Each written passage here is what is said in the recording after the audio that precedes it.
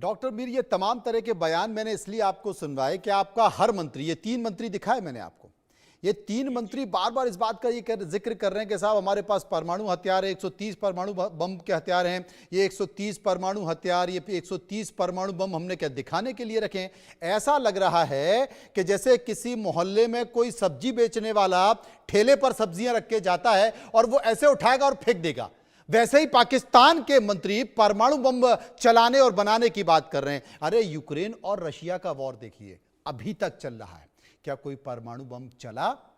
Gaza में देखिए, Israel हमले कर रहा है, क्या कोई परमाणु बम चला? उनके पास नहीं है क्या? दक्षिण कोरिया के पास बार बार बात होती है, इतने सारे परमाणु बम हैं, क्या कोई चला?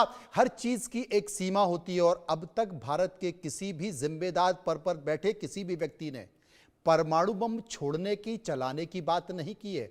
बस इतना जरूर कहा है कि जो घटना हुई है उस घटना से पूरा देश स्तब्ध है, दुखी है, भारत की आत्मा पर हमला किया गया है और भारत इसका मुंह तोड़ जवाब देगा। डॉक्टर मीर, क्या होता है जी? हमने कहा कि मैंने अभी सुने बयान, आप थोड़ा गौर से सुने ना। वो कह रहे हैं कि हम जवाब देंगे। जवाब का क्या मतलब होता है? जब कुछ किया जाए उसके बाद जो होता है। तो मतलब इसका ये है कि जब आपकी तरफ से अगर ऐसा कोई एक्शन हो, हम उसका जवाब देंगे। इसका ये तो मतलब नहीं है कि हम विनोद शुरू दत्ता करेंगे। साहब, आप खुद अभी देख लें, विनोद दत्ता आपने खुद साहब, सुनाए हैं।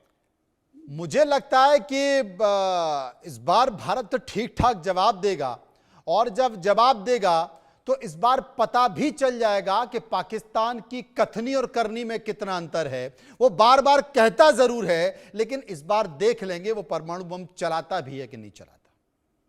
हम तैयार हैं। देखिए, बिल्कुल मनोज जी, आपने ठीक कहा। उससे पहले मैं 2 बिंदुओं पे थोड़ा सा प्रकाश डालूंगा जी। पहली बात तो जिस तरह से इनके जो वजीर बयानबाजी कर रहे हैं, उससे तो ये लगता है कि हर एक वजीर के हाथ में 2-2 न्यूक्लियर बॉम्ब है और जब उनको मौका मिलेगा तब वो भारत की तरफ फेंक देंगे, पहली बात।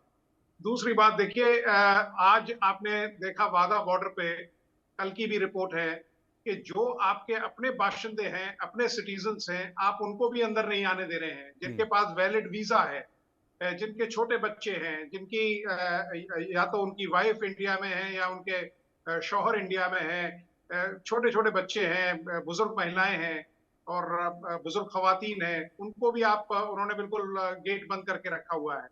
तो जब आप सिविलियंस को नहीं आने दे सकते हैं, जब आप अपने सैनिकों को, चाहे वो सन 48 का ऑपरेशन हो, राजरकर हो या कारगिल हो, जब अपने सैनिकों को आप एक्सेप्ट नहीं करते हैं, तो दहशतगर्दी के जो सबूत हैं उनको कहां करेंगे? और माजी में भी भारत ने काफी डोजियर्स दिए हैं, लेकिन भारत ने यह ऐलान किया है कि मुस्तकबिल में अब कोई डोजियर नहीं दिए जाएंगे, डोज दी जाएगी।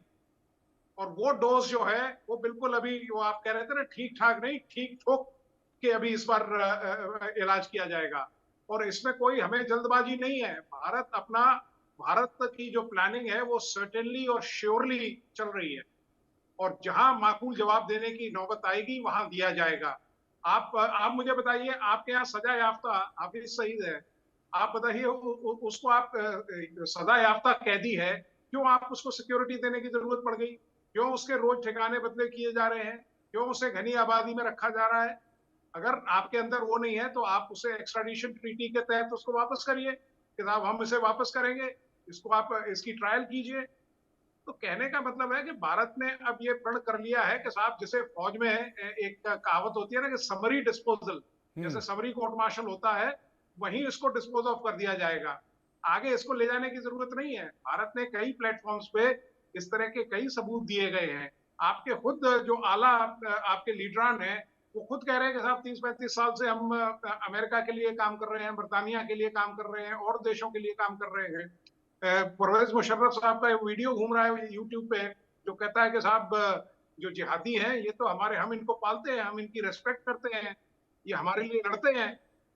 तो ये सब चीजें अगर एक राष्ट्राध्यक्ष या एक सेनाध्यक्ष जो पाकिस्तान आर्मी का रहा है वो इस तरह के गैर जिम्मेदाराना स्टेटमेंट विदेश देता मंत्री है, ने भी कहा, तो विदेश यकीनन मंत्री ने भी कहा कि हमने 30 साल तक दहशतगर्दी के तमाम लोगों को हमने पाला पोसा, हमने उनके कैंप किए और ये हमने दूसरे देशों के कहने पर किए। डॉक्टर मीर, इससे तो आप इनकार नहीं कर सकते, अगर आपकी सरकार में महत्वपूर्ण पदों पर बैठे हैं, रक्षा मंत्रालय, विदेश मंत्रालय जैसे पदों पर बैठे लोग इस बात का जिक्र कर रहे हैं।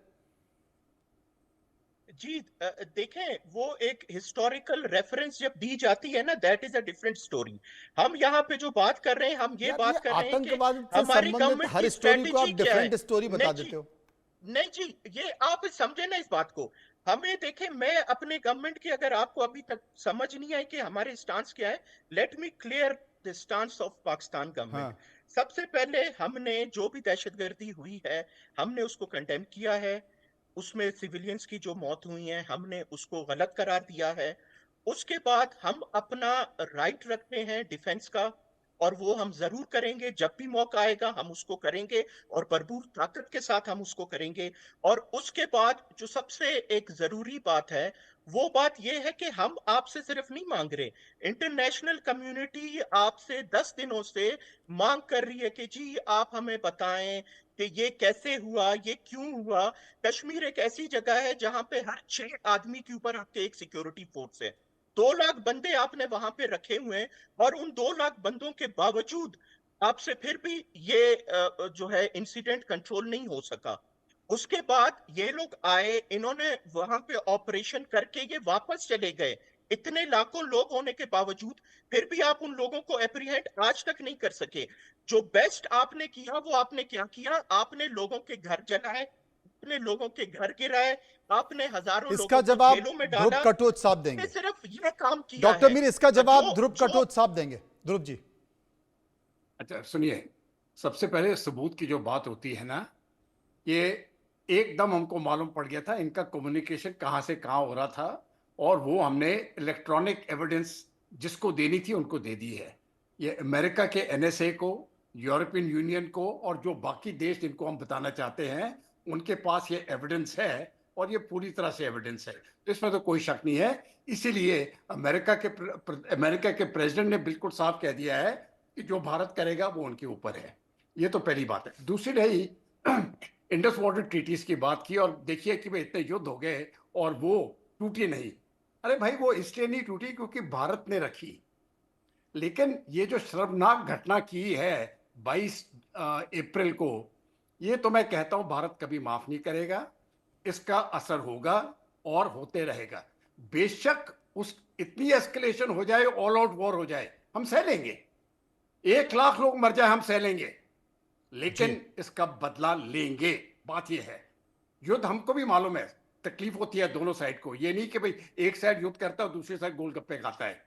मुझे मालूम है हमें तकलीफ होगी, हम तकलीफ सहेंगे, लेकिन जवाब लेंगे, और पूरी के पूरा जवाब लेंगे, जिससे कि इसके बाद इस प्रकार की घटना कभी ना हो कि लोग उधर से आए और कहें मुसलमान हो तो बच जाओगे, नहीं तो हम तुमको मार देंगे।